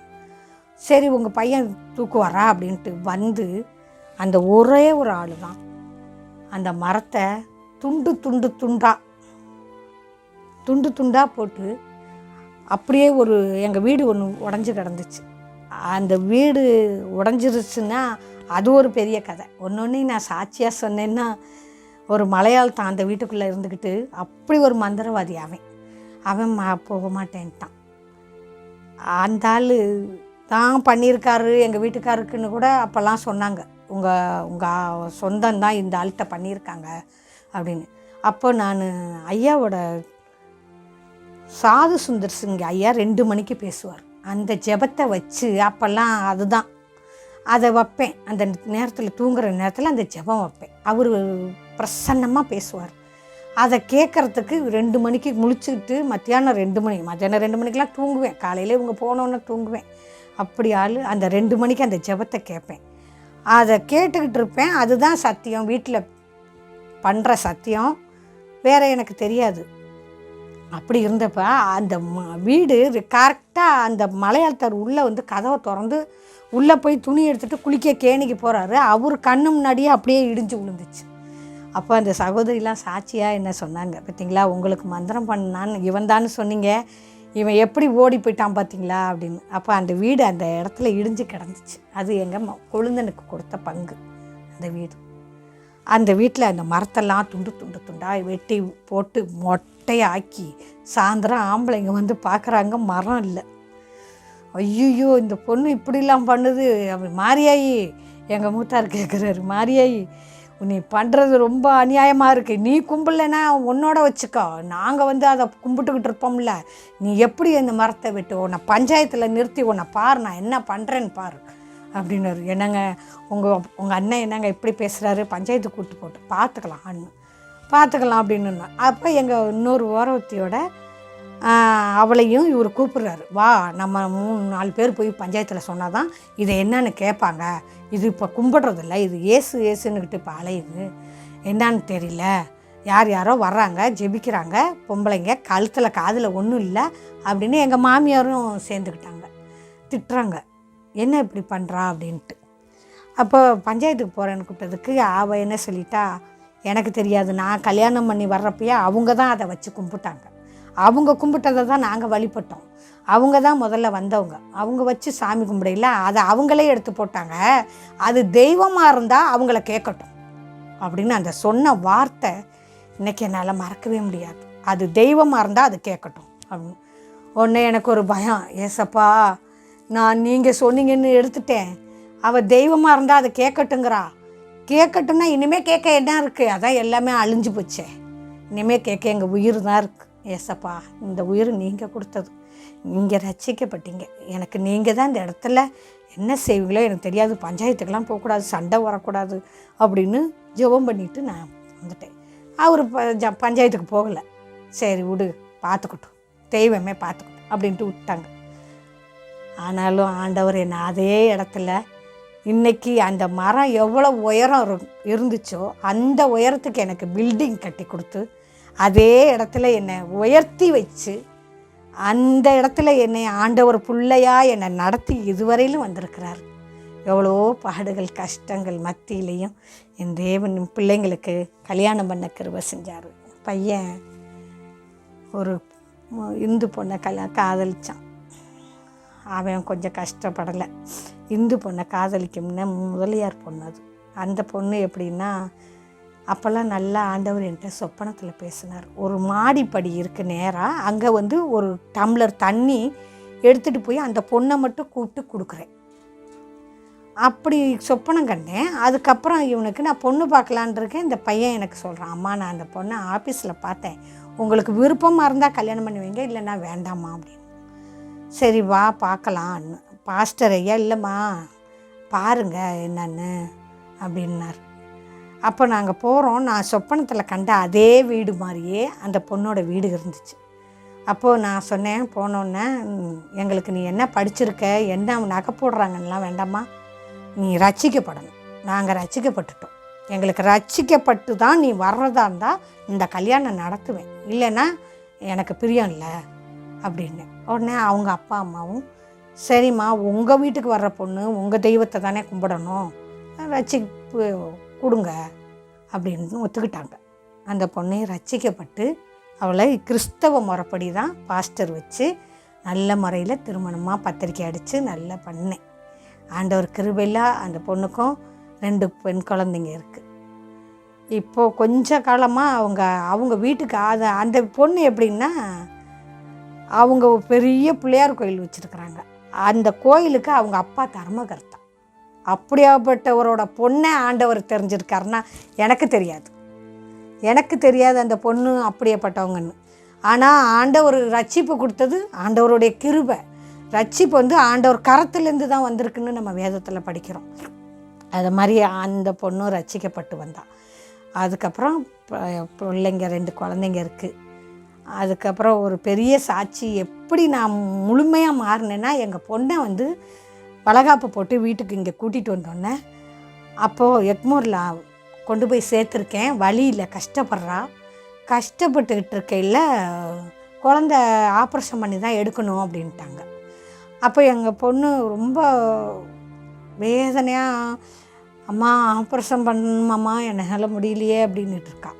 அப்போ நான் அழுதுட்டு சரின்னு ஒத்துக்கிட்டோம். இந்த ராத்திரிக்குள்ளே எடுக்கணும், அப்படி குழந்தைய இல்லைன்னா அவ்வளோதான் அப்படின்ட்டு குழந்தைய ஆப்ரேஷன் பண்ணி எடுத்துட்டாங்க. எடுத்து கொண்டு வந்து வார்டுலேயும் போட்டாச்சு. வார்டில் போட்டோன்னே அப்போல்லாம் ஆண்டவர் அவ்வளோவா ஏற்றுக்கலை. அப்போது நான் அவர் மட்டும்தான் அருள்ராஜையா கூட்டத்துக்கு போய்கிட்டு இருக்கார். ஆனால் முக்கியமாக அந்த நேரத்தில் தான் நான் ஏற்றுக்கிட்டேன். அப்போது அந்த குழந்தைய கொண்டு வந்து போட்டாச்சு, பாப்பாவையும் கொண்டு வந்து போட்டாச்சு. 2 பேரையும் ஆஸ்பத்திரி இது நார்மல் வார்டுக்கு கொண்டு வந்துட்டாங்க. கொண்டு வந்து ஒரு 10 நிமிஷம் ஒரு அரை மணி நேரம் கழித்து பிட்ஸு மாதிரி வந்து இந்த கர்ப்பப்பை மேலே ஏறிக்கிச்சு அப்படின்னு ரத்தம் போகுது. ரத்தம் அந்த தையல் போட்டது பிரிஞ்சு ரத்தம் போய்கிட்டு இருக்கு. திருப்பியும் உடனே வந்து ஐசி வார்டுக்கு கொண்டுட்டு போயிட்டாங்க. கொண்டு போய் போட்டுட்டு பெரிய சீஃப் டாக்டர் வந்தாங்க. எப்படி நடந்துச்சு, இது ஏன் இந்த மாதிரி நடந்துச்சு அப்படின்னோடனே என்ன செய்கிறதுன்னு தெரியலன்னு எல்லா டாக்டரும் உடனே ஃபோன் பண்ணி எல்லோரும் உள்ளே போகிறாங்க. இந்த குழந்தைய என் கையில் கொடுக்காம கண்ணாடி ரூமில் கொண்டு போய் வச்சுட்டாங்க. டக்குன்னு கண்ணாடி ரூமில் கொண்டு போய் வச்சுட்டு எங்கள் பொண்ணை கொண்டு போய் உள்ளே வச்சுட்டு டாக்டருங்களாக பேசிக்கிறாங்க. அப்போ என்னை சீஃப் டாக்டர் ஒரு ரூமில் கூட்டிகிட்டு போய் தைரியமாக இருங்க, நீங்கள் தைரியமாக இருங்க, ஒன்றும் நடக்காது, இன்னொரு ஆப்ரேஷன் பண்ணணும் அப்படின்னு சொன்னாங்க. என்னம்மா இன்னொரு ஆப்ரேஷன் பண்ணணுங்கிறீங்க? இல்லை, உங்கள் பொண்ணுக்கு கர்ப்பப்பை மேலே ஏறிக்கிச்சு. இதை நான் யாருக்கும் என்ன வரலாம் அவ்வளோவா சொல்லலை. ஏறிக்கிச்சு, அதை ரிமோட் பண்ணால் தான் நல்லாயிருக்கும் அப்படின்னு அதை சொல்லி அந்த ஆப்ரேஷன் பண்ணாங்க. அந்த ஆப்ரேஷன் பண்ணையில் தான் ரொம்ப கஷ்டமாக நான் அழுதேன். ஆண்டவரே, நீங்கள் இருக்கீங்க ஏசப்பா, நீங்கள் இருக்கீங்க, நாங்கள் இப்போ தானே உம்மை நேசிக்க கிட்ட வந்துக்கிட்டு இருக்கோம், என் பொண்ணு எனக்கு உயிரோடு வேணும் ஏசப்பா அப்படின்ட்டு அந்த ஆஸ்பத்திரியில் உட்காந்து நான் அழுதுகிட்டு இருக்கேன். அப்போ தான் எங்கள் வீட்டுக்கார்ட்ட கேட்டேன், நீ என்னை ஏசப்பாட்ட கூட்டிகிட்டு போனில்ல, அதனால தான் பாரு என் பொண்ணு எனக்கு உயிரோடு வரணும் அப்படின்னு ரொம்ப ஆவேசமாக அவர்கிட்ட நான் பேசிக்கிட்டு அப்படி நான் துடிச்சிக்கிட்டு இருக்கேன்ல. இந்த காக்கி ட்ரெஸ் போட்டவங்க 4 பேர் உள்ளே போகிறாங்க. அது இந்த பணத்தை தூக்குறவங்க. அவங்க உள்ளே போனோன்னா எனக்கு நம்பிக்கையே போயிடுச்சு. ஐயோ, என் பொண்ணு இறந்துட்டா போல இருக்குது, என் பொண்ணு இறந்துட்டா, நான் அந்த சாமியை விட்டு இந்த சாமிக்கு போய் என்னென்னமோ பண்ணிக்கிட்டு இருக்கேன்ல அப்படின்னு எங்கள் வீட்டுக்காரரை நான் போட்டு குலுக்கிட்டு அழுதுகிட்டு அப்படியே ரொம்ப அடித்து அழுதுகிட்டு இருக்கேன். அப்போ ஒன்றும் இல்லைம்மா ஒன்றும் இல்லை அப்படின்னுட்டு கொஞ்சம் நேரத்தில் சீஃப் டாக்டர் வந்து என்கிட்ட பேசி சமாதானம் பண்ணிக்கிட்டு இருக்காங்க. அங்கே நல்லபடியாக நார்மல் ஆகிக்கிட்டு இருக்கு. கொஞ்சம் கொஞ்சமாக நார்மலாகி ஐசி வார்டில் கொண்டு போய் வச்சுருந்து அப்புறம் இப்போ ஒன்றும் இல்லை, நல்லா இருக்கா அவங்க பொண்ணு, கொஞ்சம் நேரம் இருங்க, அவளுக்கு நல்லா ஆகிடும் அப்படின்ட்டு என்னை சமாதானப்படுத்தினாங்க. அப்போ தான் நான் ஏசப்பாட்ட சொன்னேன், ஏசப்பா நீங்கள் இருக்கீங்க இல்லை, அவளுக்கு நீங்கள் தான் ஜீவனை கொடுத்துருக்கீங்கன்னு நான் நேசிக்கிறேன் ஏசப்பா, உங்களை ஏற்றுக்கிறேன் ஏசப்பா, என்னென்னமோ பேசுகிறேன், உங்களை ஏற்றுக்கிறேன் ஏசப்பா, உங்களை குல தெய்வமாக ஏற்றுக்கிறேன் ஏசப்பா, என் பொண்ணை உயிரோட கொடுங்க ஏசப்பா, அப்படியா இப்படியான்னு பிறண்டு அழுதுகிட்டு இருந்தேன். காலையில் விடிய காத்தால் 5 மணிக்கெலாம் எங்கள் அம்மா மாரியம்மான்னு பேர் வெளியில் உட்காந்துருக்காங்க, கூப்பிடுங்க அப்படின்னு எங்கள் பொண்ணு நர்ஸுக்கிட்ட சொல்லி அனுப்புது. அப்போ அந்த அம்மா ஆச்சரியமாக, அத்தனை பேஷண்ட்டும் கோமா ஸ்டேஜுக்கு போயிடுவாங்க இந்த மாதிரி இருந்தால், உங்கள் பொண்ணுண்ணா, உங்கள் பேர் மாரியம்மாளம்மா கூப்பிட்றாங்க வான்னு. அப்போ போய் நான் நிற்கிறேன் என் பொண்ணுக்கிட்ட, அம்மா செத்த பெரியம்மா வந்து நிற்கிதுமா அப்படின்னு அந்த நேரத்தில் சொல்லுது. செத்து போன பெரியம்மா நீ வா வா வான்னு. அந்த பொண்ணுக்கிட்டேயும் பாருங்கள், ஒரு அசுத்தமான ஒரு ஆவி போய் நிற்கிதுன்னா ஆண்டவர் எப்படி இருக்க, ஆண்டவர் வந்து நிற்கிறாராம் பக்கத்துலேயே, யாரோ ஒரு வெள்ளை உருவமாக என் பக்கத்தில் நிற்கிதுமா, பெரியம்மா தலைமாட்டுக்கிட்ட நிற்கிது அப்படின்னு. அப்போ இல்லைம்மா ஒன்றும் இல்லை, பயப்படாத, நல்லாயிட்ட, நம்ம ஏசப்பாவை கும்பிட்றேன் இல்லை நான் அப்படின்னு அதுக்கு ஆறுதல் சொல்லிவிட்டு நான் வந்துட்டேன். அன்னையிலேருந்து தான் அப்புறம் நாங்கள் ரொம்ப ஆண்டவரை நேசிக்க ஆரம்பித்தோம். பிள்ளையும் போய் அங்கே வாழ ஆரம்பித்தா, நல்லபடியாக அவங்க குடும்பமாக இருந்தாங்க. அப்புறம் நாங்கள் ஆண்டவரை ஏற்றுக்கோம்னா அப்படியே காலங்கள் போய்கிட்டே இப்படி ஆண்டவரை நான் கொஞ்சம் கொஞ்சமாக ஏற்றுக்க ஆண்டவர் கிருபையில் முன்னேற்றமாக வந்துக்கிட்டு, பிள்ளைக்கு நல்லா ஒரு பிகாம் முடித்தான், அவனுக்கும் கல்யாணம் நடந்துச்சு, பிள்ளையோட வாழ்க்கையும் போய்கிட்டு இருந்துச்சு. அப்படியெல்லாம் ரொம்ப சாட்சி நான் சொல்லணும்னு நினச்சேன். நான் ரொம்ப ஆண்டவரை நேசிக்கிறேன். இப்போ தான் வசனத்தை பற்றி புரிஞ்சுக்கிறேன். இப்போ எனக்கு படிக்கவே தெரியாது. நான் எங்கள் அண்ணன் என்னை அவ்வளோ அடிக்கும். ஒன்றுமே லெட்ரு எழுத தெரியல, ஒன்றுமே படிக்க தெரியல, இவ்வளோ தூரம் கட்டி கொடுத்துருக்கோம், ஏதாவது எழுதி போடுப்பா அப்படின்னு. எழுதவும் தெரியாது, படிக்கவும் தெரியாது. அப்படி இருந்தவ இன்றைக்கி ஆண்டவர் கிருபையில் இந்த பைபிளில் சத்தியத்தை அப்படி படிக்கிறேன். சத்தியத்தை இப்போ ஆண்டவருக்குள்ளே தெரிஞ்சுக்கிறேன். சத்தியத்தை அறிவீர்கள், சத்தியம் உங்களை விடுதலையாக்கும் என்று சொன்ன வார்த்தையை விடுதலைன்னா இதுதான் விடுதலை அப்படின்னு தெரிஞ்சுக்கிட்டேன். ஆண்டவருக்கு ஸ்தோத்திரம்.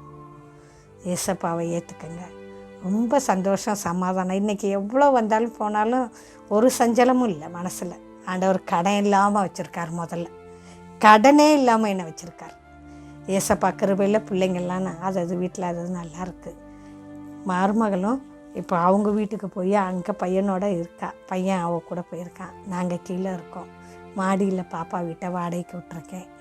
ஆண்டவர் கிருபையில் எங்களை இதுவரையில் ஆண்டவர் நடத்திக்கிட்டு வந்துட்டுருக்காரு. இனிமேலும் நடத்த வல்லவராக இருக்கிறாரு. அவருக்கும் சுகம் பலனை கொடுத்து இன்றைக்கி நல்லபடியாக வேலைக்கு போகிறாரு. நல்ல ஒரு வேலையை கொடுத்துருக்குறாரு. அந்த வருமானத்தில் ஆண்டவர் போஷிக்கிறாரு. சந்தோஷமாக இருக்கும். ஆண்டவருக்குள்ளே சந்தோஷமாக மகிழ்ந்து களிகூறு என்று சொன்ன சத்தியம் உண்மை. அவரை நான் ஏற்றுக்கிட்டதுக்கு அப்புறம் தான் என்னோடய பாரமெல்லாம் விலகி போச்சு ஒன்றொன்னா. அந்த மாதிரி இந்த சிறு சாட்சியை அடிமை குடும்பத்தை எவ்வளவோ எடுத்து நாங்களும் ஆண்டவர் கிருபையில் 36 வருஷம் முடிஞ்சிருச்சு. கல்யாணம் பண்ணி 36 வருஷம் முடிஞ்சிச்சு. 16 வயசில் கல்யாணம் ஆச்சு. 36 வருஷமாக எங்களை வழி நடத்திக்கிட்டு வர்றாரு. கிருபையாக ஆண்டவருடைய வெளிச்சத்தில் நடந்துக்கிட்டு இருக்கேன். ஆண்டவருடைய வழியில் நடந்துக்கிட்டு இருக்கேன். எல்லோரும் என்ன சொல்கிறாங்க, நீ மாரியம்மான்னா மாரியம்மா மாதிரியே இருப்பியே, இப்படி இருக்கிறியே பொட்டு வைக்காமல். ஆனால் இப்பயும் நீ கலையாதப்பா, ஒரு முகத்தை பார்த்தா அந்த ஒரு கலையாக தான் இருக்க அப்படிம்பாங்க. அது போதும் அப்படிமே, இதுதாங்க போதும் சாட்சி அப்படிமே. ஆண்டவருக்குள்ளே சாட்சியாக எங்களை ஆண்டவர் வச்சிருக்கிறாரு. இதுவரையில் நடத்திட்டு வந்தவர் இனிமேலும் நடத்த வல்லவராக இருப்பார்னு நான் விசுவாசிக்கிறேன். எங்கள் குடும்பம் விசுவாசிக்குது. என்னுடைய சாட்சி, இன்னொரு சாட்சி என்னென்னா, நாங்கள் ஆண்டவரை ஏற்றுக்கிட்டோன்னே எங்கள் அண்ணன் குடும்பம் ரொம்ப சொந்த வீடெல்லாம் விற்றுட்டு ரொம்ப கஷ்டப்பட்டாங்க. எங்கள் அண்ணன் அடிக்கடி மாலை போட்டு போவார். அதெல்லாம் நான் எவ்வளவோ சொன்னேன். ஆண்டவருக்குள்ளே கேட்கலை எங்கள் அண்ணன். அவர் அடிக்கடி மாலை போட்டு போகிறது, ரொம்ப பிரச்சனையில் மாட்டி கஷ்டப்பட்டு சொந்த வீட்டை விற்று எல்லாம் செலவு பண்ணி கடனை வாங்கி கடன்காரன் அவரை டார்ச்சர் பண்ணதுனால சூசைட் பண்ணிக்கிட்டார். அவர் சூசைட் பண்ணி, உங்கள் அண்ணன் சூசைட் பண்ணிட்டாருன்னு எனக்கு ஃபோன் வந்துச்சு. இங்கே பொங்கல் அன்னைக்கு கிளம்பி நான் உடனே என்ன பண்ணேன், பைபிள் எடுத்துக்கிட்டு அங்கே பக்கத்தில் ஒரு ஜெபிக்கிற பொண்ணு இருந்துச்சு. அந்த பொண்ணுக்கிட்ட ஓடி போய், எங்கள் அண்ணன் எனக்கு வேணும் ஏசப்பா, ஏசப்பா உங்களை நான் ஏற்றுக்கிட்டேன், எங்கள் அண்ணன் எனக்கு வேணும். எனக்கு தெரியாது அது என்ன அட்டுழியம் பண்ணிச்சு, என்ன விக்கிரகத்தில் போய் அது ரொம்ப இது பண்ணிடுச்சு. ஆனால் எனக்கு இருக்கிறது ஒரே ஒரு அண்ணன், அக்காவும் இறந்துருச்சு, அண்ணன் தான் இருக்கு, எனக்கு உயிரோட வேணும் ஏசப்பா அப்படின்னு அந்த பொண்ணுக்கிட்ட போய், அவங்க கடைக்காரங்களோடைய ஓனர் பொண்டாட்டி, அந்த பொண்ணு அது பேர் ஜெபம் பண்ணோம். ஆண்டி கவலைப்படாதீங்க, நீங்கள் ஊருக்கு போகையில் உங்கள் அண்ணன் உயிரோடு இருப்பார் அப்படின்னு கையில் 1000 ரூபா பணம் கொடுத்து அந்த பொண்ணு என்னை அனுப்பி வச்சிச்சு. அதே மாதிரி நான் இங்கேருந்து பஸ்ஸு பிடிச்சி நான் ஊருக்கு போய் நேராக ஆஸ்பத்திரியில் தான் போய் இறங்கினேன். ரொம்ப என்ன மாதிரி தான் இருக்கும், அதுவும் ஆள் குட்டலமாக இருக்கும், கொஞ்சம் ஆள் இதாக இருக்கும். போய் இறங்கி நான் போய் பார்க்குறேன். அன்னைக்கு காலையில் எங்கள் அண்ணன் அப்போ தான் கண்ணை திறக்குது. முதல் நாள் சாயங்காலம் சூசைட் பண்ணிக்கிட்டது. கைத்தை எடுத்து போட்டிருக்குது. எங்கள் அம்மாட்ட ஆண்டவர் பேசினார், உள்ளே போய் கதவை உட அவன் என்னமோ பண்ணுறான் அப்படின்னு என்னை யாரோ சொல்லிவிட்ட மாதிரி இருந்துச்சுமா, போனேம்மா அப்படின்னு எங்கள் அம்மா சொன்னிச்சு. அப்போது நான் போய் அங்கே நிற்கிறேன். என்கிட்ட எங்கள் அண்ணன், உனக்கு பின்னாடி ஏசப்பா நிற்கிறத நான் அப்போ பார்த்தேன்ப்பா, நான் மனம் திருந்துட்டேன், என்னை மன்னிச்சிருப்பா அப்படின்னு சொல்லி அந்த பெட்டில் படுத்துக்கிட்டே என்கிட்ட மன்னிப்பு கேட்டு பேசி, நீ சொல்கிறப்பெல்லாம் நான் ஏற்றுக்கலை, நான் இனிமேல் ஆண்டவரை ஏற்றுக்கிறேன்ப்பா அப்படின்ட்டு அதுக்கப்புறம் 1 மாதம் அப்படியே கூட்டிகிட்டு வந்துட்டேன் ஆஸ்பத்திரியில். அங்கே இருந்து 3 நாள் அதை டிஸ்சார்ஜ் பண்ணி, நீ இனிமேல் இங்கே இருக்க வேண்டாம் வா அப்படின்னு எங்கள் வீட்டுக்கு கூட்டிகிட்டு வந்து சத்தியத்தை சொல்லி 15 நாள் அதை வச்சுருந்து சத்தியத்தை சொல்லி அதை அனுப்பிச்சி விட்டு, அவங்க போய் ஒரு சபைக்கு போங்க அப்படின்னு அவங்கள போய் திருச்சியில் ஒரு சபையில் போய் அவங்க சேர்ந்தாங்க. அப்போது எங்கள் அண்ணன், அண்ணி, 2 பிள்ளைங்க, எங்கள் அம்மா எல்லாரும் ஆண்டவரை ஏற்று ஞானஸ்தானம் எடுத்தாங்க. ஆண்டவர் கிருபையாக எங்கள் குடும்பத்தை ரட்சித்து, எங்கள் அம்மா 70 வயசு அவங்க ரட்சிக்கப்படையில. அதுக்கப்புறம் 10 வருஷம் எங்கள் அம்மா ஆண்டவரை பிடிச்சி 10-15 வருஷம் இருந்தாங்க. 85 வயசு இருக்கும் அவங்க இறக்கையில். ஆண்டவருக்குள்ளே மறுத்தாங்கன்னு இன்றைக்கி சமாதானமாக இருக்கேன். ஆண்டவருக்குள்ளே போயிருக்காங்க அம்மா அப்படின்ட்டு. எவ்வளவோ கஷ்டப்பட்டாங்க, கடைசி நேரத்தில் ஆண்டவரை ஏற்றுக்கிட்டாங்க அப்படின்னு ரொம்ப சந்தோஷப்படுறேன் நான். அதனால் இன்றைக்கும் ஆண்டவர் பிள்ளைங்களா அவங்களையும் ரட்சிக்கப்பட்டாங்க. ஆண்டவருக்கு சாட்சியாக ரட்சிப்பு ஆண்டவருடையது, என்னுடையது இல்லை. ஏசப்பா எங்களை எடுத்த மாதிரி இன்னும் பல குடும்பங்களை ஆண்டவர் தொடணும். ஆண்டவர் கிருபையாக நீங்கள் வரணும். ஆண்டவருக்குள்ளே அவ்வளோ மகிமை இருக்குது. மற்றவங்க சொல்கிறாங்க, அவங்க சொல்கிறாங்க, இவங்க சொல்கிறாங்கன்னு தான் நானும் ஏளனமாக பார்த்தேன். என்ன சாட்சிங்கிறாங்களே, இதெல்லாம் பொய் தானே, என்னமோ வர்றதுக்காண்டி மதம் மாற்றுறாங்க அப்படின்னு சொல்லுவாங்க அப்படின்னு. ஆனால் அதை நான் அனுபவித்தவொன்னே தான் அது எனக்குன்னு தெரிஞ்சிச்சு. அதனால் ஆண்டவர்கிட்ட வர்றது எல்லாரும் வர முடியாது, எல்லாரும் வர முடியாது. ஆண்டவருடைய இரக்கம் கிருபை இருக்கணும். அவரு நம்மளை நேசிக்கிறார். அவர்கிட்ட நம்ம வரும்போது, என்னுடைய காலம் ரொம்ப கடந்து போச்சு அப்படிங்கும்போது ரொம்ப வருத்தம். 39 வயசு முடிஞ்சு அன்னைக்கு நான் ஞானஸ்தானம் எடுத்திருக்கேன். 40 வருஷம் வனாந்தரத்தில் நடந்தது போல் நான் நடந்திருக்கேன்னு நினைக்கும் போது ரொம்ப கஷ்டமாக இருக்குது. 40 வருஷம் வீணடிச்சிட்டோமே அப்படின்னு. இன்றைக்கி இந்த வயசில் என்னை சாட்சியாக என் தேவன் என்னை நிறுத்தி, நான் எங்கேயுமே சாட்சி சொல்ல போக மாட்டேன், அவ்வளோவா அப்படி கூச்சப்படுவேன். ஆனாலும் என் தேவன் என்னை வெளியரங்கமாக, அந்தரங்கத்தில் ஜெபிக்கிற ஜெபத்திற்கு வெளியரங்கமாக பதில் தருவேன் என்று சொன்ன தேவன், சொல்லுகிறதை செய்கிற தேவன், சொன்ன வார்த்தையை மறக்காமல் செய்கிற தேவன். அதை எனக்கு இன்றைக்கி உங்கள்கிட்ட பேசுகிறதுக்கு எனக்கு இந்த கிருபை தந்தார்னா, நான் நேற்று வரையிலும் இதை நான் நினைக்கலை. திடீர்னு ஒரு சகோதரி கூப்பிட்டாங்க, நீங்கள் சாட்சி சொல்லுங்கள், எவ்வளோ வைராக்கியமாக வந்திருக்கீங்கன்னு. இன்னும் பல இது சொல்லலாம். நான் என்னை உடனே எங்கள் மூத்தார் சொன்னார், இவ எப்படி இந்த பில்டிங் கட்டினா, ஏதோ மதம் மாறி இருக்கா, பணம் கொடுத்துருப்பாங்க அப்படின்னு தூத்துனார். ஆமாம், மதம் மாறினே ஏசப்பா கொடுத்தார் அப்படின்னு, ஏசப்பா கொடுத்தார் அப்படின்னு இப்படியே சொல்லுவேன். ஆனால் இன்றைக்கி என்னை ஆண்டவர் அந்த இடத்துல என்னை உயர்த்தி, அதே இடத்துல என்னை வாழ வச்சு பேரம்பேத்தி எடுத்து என்னை அந்த இடத்துலையே என்னை உயர்த்தி, என்னை இன்னும் வரையில் என் கணவர் என்னை நேசிக்க, என் கணவரோடு நான் இன்னும் ஆண்டவருக்குள்ளே இருக்க, நான் என் கணவரும் அவருக்கு சாட்சியாக வாழ எனக்கு கிருபை செஞ்சுருக்கார். சோதரம் கர்த்தருக்கு இன்ன வரலும் சாட்சியாக எங்களை நடத்திட்டு வர்றாரு. அன்றைக்கி 2 கிராம் தாலி என் கழுத்தில் நிற்க முடியாத அளவுக்கு இருந்த நிலைமையில் இன்றைக்கி ஆண்டவர் என்னை 4 பவுனு செயின், ஆண்டவர் சாட்சியாக அந்த கிறிஸ்தவ தாலியை என் கணவர்களுடைய காசில் வாங்கி, அதை அவரே 60 வயசு ஆயிடுச்சு அவருக்கு. அதை நான் ஞாபகம் வச்சுக்கிட்டு அந்த நாளில் நான் போய் அவரை கூட்டிகிட்டு போய், பொண்ணை கூட்டிகிட்டு போய் தாலி வாங்கி, 1 பவுனுக்கு தாலி வாங்கி 4 சவரம் ஆண்டவர் கிருபையில் என் கழுத்தில் அவர் 60 வயசில் எனக்கு நீங்கள் போட்டு விடுங்க அப்படின்னு அவர் கையில் கொடுத்தேன். அவர் சந்தோஷப்பட்டார். அப்போ ஜெபம் பண்ணிவிட்டு அப்படியே பைபிளோட கையில் வச்சுக்கிட்டு மறுபடியும் எனக்கு ஆண்டவர் கிருபையாக அவர் கையால் அந்த 60 வயசில் நேர்த்தியாக எனக்கு என் கழுத்தில் போட கிருபை செஞ்சார். எந்த 2 கிராம் தாலிக்காக நான் எவ்வளோவெல்லாம் கஷ்டப்பட்டனோ, என் தேவன் என்னை அந்த ஆயுசையும் கொடுத்து, அந்த பாக்கியத்தையும் கொடுத்து, அந்த மகிமையாக என்னை 60 வயசில் அவருக்கு கல்யாணம் பண்ணி வச்ச கிருபைக்காய் நன்றி செலுத்துகிறேன் கர்த்தருக்கு. இதுவரையிலும் எங்களை நடத்திட்டு வந்திருக்கிறாரு. இன்னும் பேலன்ஸ் சுகத்தையும் கொடுத்து வந்திருக்கிறாரு. இது ஒரு சிறு சாட்சி, அடியால் சாட்சியை நீங்களும் ஆண்டவர் கிருபையில் சாட்சியாக சொல்ல வாங்க, எல்லாருக்கும் சொல்லுங்கள். இன்றைக்கே நான் நடத்துகிறவர் என் தேவன். அதை இந்த வாய்ப்பை கொடுத்த அந்த டானியல் ஐயா அவர்களுக்கு, அவர்கள் குடும்பத்துக்காக ஜெபிக்கிறேன். இன்னும் நீங்களும் ஜெபிச்சுக்கங்க. அவங்க குடும்பத்தையும் ஆண்டவர் ஆசீர்வதிக்கணும். அவங்க இன்னும் பல பேர் சாட்சியை இதில் உங்களுக்கு வெளிப்படுத்தணும்.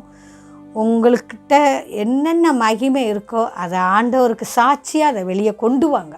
நானே ரொம்ப இந்த மாதிரிலாம் பேசுனதில்லை.